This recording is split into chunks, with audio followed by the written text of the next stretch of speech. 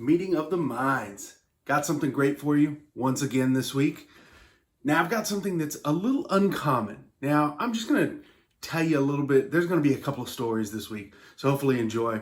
After high school, I used to work at a grocery store in the meat department, in the meat market. Now I wasn't a butcher. I was like the little gopher, put out more meat, go in the back, and all the little dirty jobs, clean up. That was me. It was a great job though. I got a lot of experience, got to be around a lot of cool stuff, met a lot of cool people. Now I will say this is not a cut that I normally see, but this is an interesting story. So a couple of months ago, I get a call from my buddy Big John. And my buddy Big John, he says, "Hey man, do you have a cooler?" And of course, I'm like, "Sure, why?" And he says, "Well, hey man, look, my dad ordered a half of a cow and we didn't eat the last half." And I said, "What do you mean you didn't eat the last half?" He says, "Well, we ate a lot of it, but we didn't get through all of it, but the new one's coming tomorrow. So I kind of need some help." And I said, "Okay, you just need to put like stuff in the cooler. You just need to borrow my cooler." And he's like, "No, I need help eating it. So look, if you can come by with your cooler, everything's still frozen. I got a whole bunch of ground beef. I got a bunch of steaks. I got a bunch of roasts, a whole bunch of stuff. You can have as much as you want because we got to get rid of it all and empty our deep freeze because we got a new one coming tomorrow." So I say, "Okay, cool. Look, I'll be there in an hour."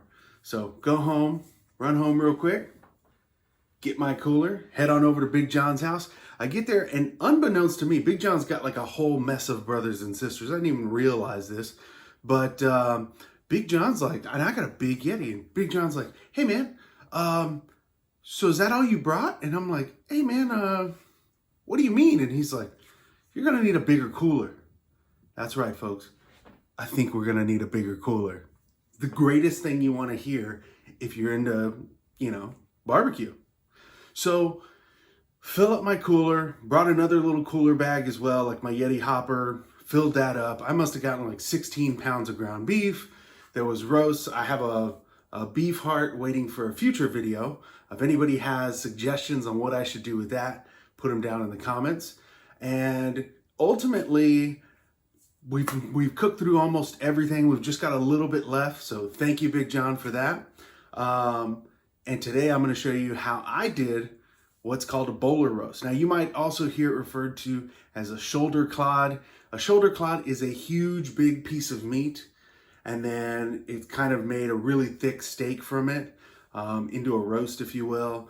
I decided to do it on the grill. You can do it in the oven, like a pot roast. You can cube it, stew meat, all sorts of stuff like that.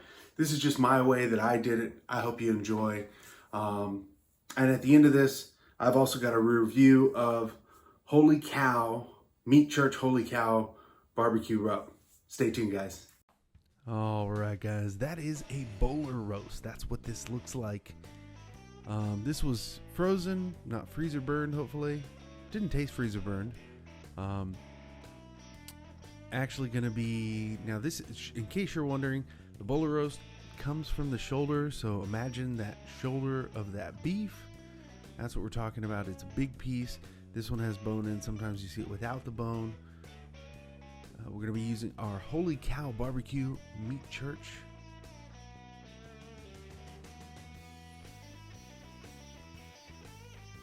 Make sure and get all the sides covered.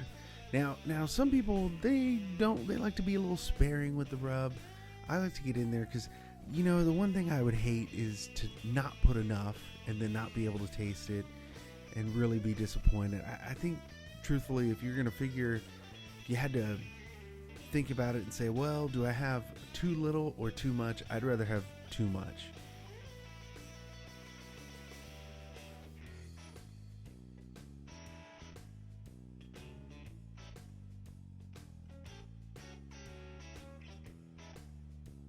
All right, now once we've got it all seasoned up, all rubbed down, put it in a tray overnight, covered it in foil, brought it out the next morning, went ahead, put it on the grill. Now I put it on the grill, I actually smoked it on the Traeger for 2 hours, and then I turned that temp up to about 275, and that took a few hours. We got the internal temperature to 200, And as you can see, it looks pretty good. About halfway through, I did put it in the pan just to make sure that it wouldn't burn. Now, I will say this, shoulder in general is not a super tender cut. This got a great smoke ring.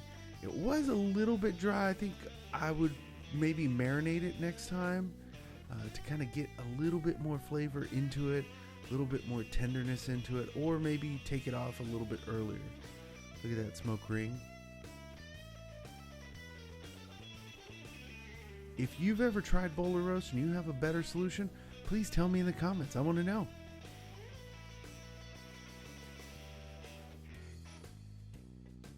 Hey, thanks for watching. Now is time for the review of the Meat Church Holy Cow Rub.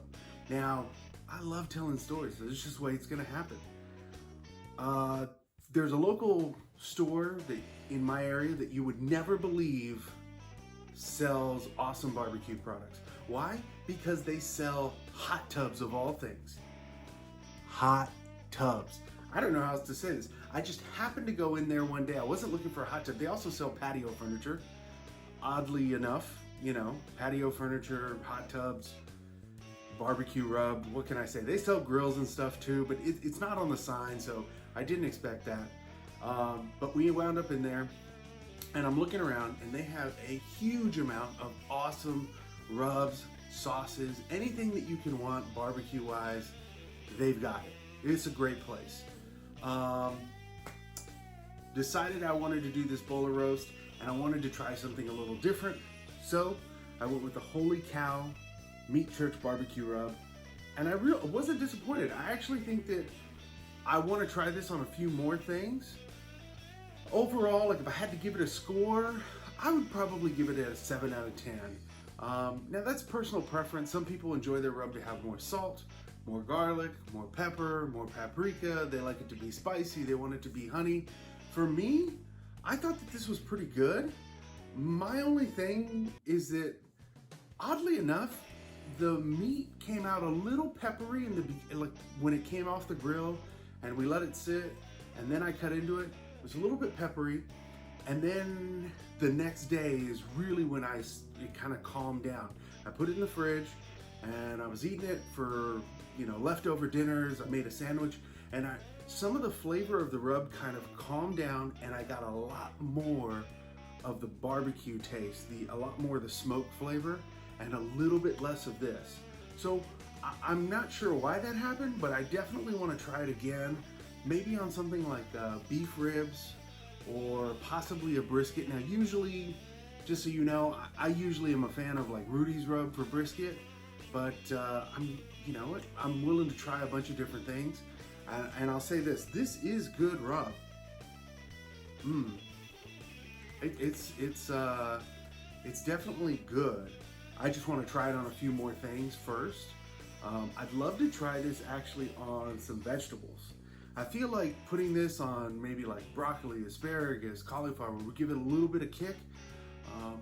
I don't know. If you've used this before and you have a better suggestion on how I should use this or some more things that I should use it on, please let me know in the comments.